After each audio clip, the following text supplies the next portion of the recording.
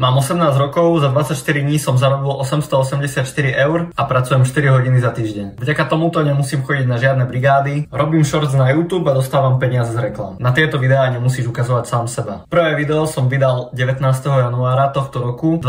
marca som bol monetizovaný, presne o mesiac, čiže 12. apríla tam bude cez 1000 eur. A ak to chceš skúsiť, tak ti ukážem ako. Najprv začni s nejakým starým kanálom, ktorý si založil, keď si mal 10 rokov a chcel si byť youtuber. Aspoň ja som chcel byť. A to je hlavne preto, aby si YouTube nemyslel, že si bot. Bude to fungovať aj s novým kanálom, ale z začiatku môžeš mať menej views. A o čom robiť videá? Ja som začal vo viacerých oblastiach ako mindset, motivácia, podcasty, bodybuilding a čakal som, kým niečo vybuchne. Prvé video, ktoré mi vybuchlo, bolo v oblasti cvičenia, čiže som ďalej pokračoval v tejto oblasti. A plus to je niečo, v čom sa vyznám a sám to sledujem. Preto sa podľa mňa nepozeraj na to, čo funguje iným a takto, ale pozri sa, čo reálne teba zaujíma, čo sám sleduješ a v čom sa vyznáš, lebo potom podľa mňa vydržíš dlhšie a budeš tam mať nejakú tú výhodu oproti ostatným. Ja som si tiež na začiatku myslel, že videá o cvičení, veď to robí každý, to už nemám šancu vybuchnúť, ale zrejme asi mám. Čiže začni s niečím, čo by si ty sám sledoval. OK, čiže chcem videá o gyme. Nájdem gym, toto video má 13 miliónov, čiže perfektné. Teraz nájdem originál video. Dobre, viem, že toto je na Mr. Olympia konferencii, poznám týpka, je to Chris Bumstead, čiže napíšem Chris Bumstead Conference. OK, mám presne to video, ktoré použil on. Ja na sťahovanie videí používam túto aplikáciu 4K Video Downloader, ale prehliadač ti bude stačiť.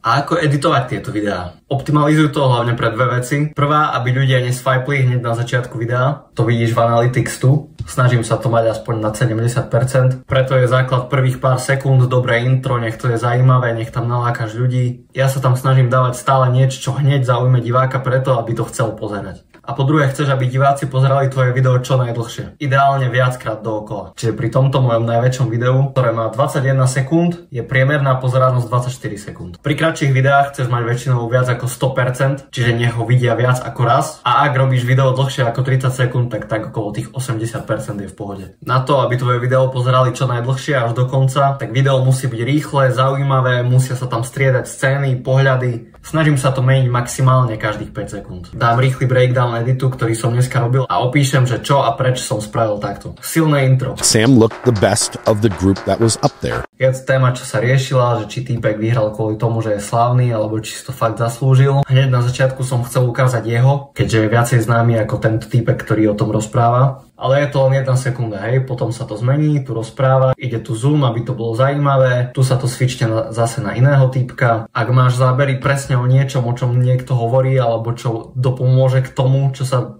tam deje, ako tu vraví, že vyhral, tak som tu dal presne záber, ako vyhral. Tu zvýraznenie textu, čo sú len detaily, ale tie všetky detaily potom tvoria to, či z toho zarobíš alebo nie. Hlasitosť videa vždy vymaxujem, nech to je tu na tomto metri, nech to je až tak do červených, keďže keď ľudia swipujú a zrazu to na nich začne kričať, tak ich to asi viac zaujme. Ale hlavné je, že ako často sa tam proste niečo switchuje, ako často sa to zoomuje. Tu sú nejaké sound efekty, ale presne to zvyšuje to, ako dlho pozerajú ľudia to video. Čiže silné intro, časté zmeny pohľadov vo videu, zoomy, efekty, hlasitosť. Čo sa týka textu, tak sa snažím, aby v titulkoch boli naraz maximálne 2 až 3 slova. A čo sa týka toho, aké dlhé by malo video byť, tak ho rob do takej dĺžky, do akej si myslíš, že je stále zaujímavé. Čiže radšej 15-sekundové video, ktoré ľudia dopozerajú, ako 40-sekundové video, ktoré ľudia swipnú preč. Je dobré mať nejaké svoje presety na svetlo a na efekty, lebo časom, keď pridávaš viacej videí, tak si ľudia už nejakým spôsobom zvyknú na to, že aha, toto som už videl. A potom si to vlastne začnú spájať s tvojimi predošlými videami a takto si vlastne získavaš fanbase. Čo sa týka uploadovania, nie je to až také dôležité. Je dobré trošku porozmýšľať nad názvom videa. Mám stiahnuté vidIQ, ktoré mi dáva hodnotenie na to, aký je dobrý názov videa. Do popisku len skopírujem názov a dám tu nejaký hashtag. Nie je to pre deti, nie je to AI. Na tagy používam Rapid Tags. Tu napíšeš názov videa, dáš vyhľadávať.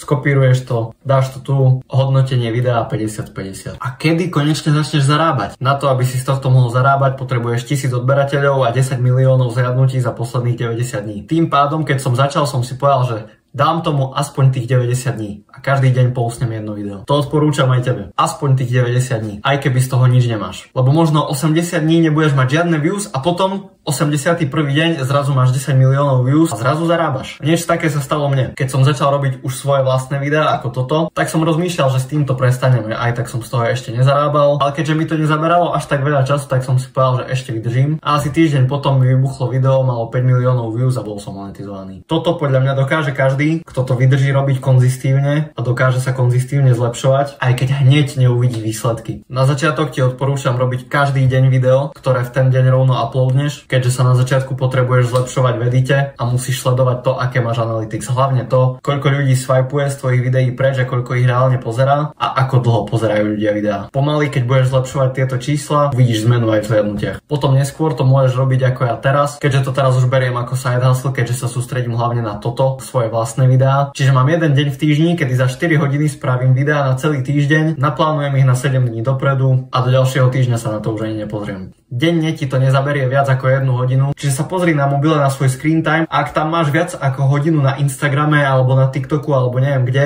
porozmýšľal by som, či by som túto hodinu radšej neinvestoval do tohto.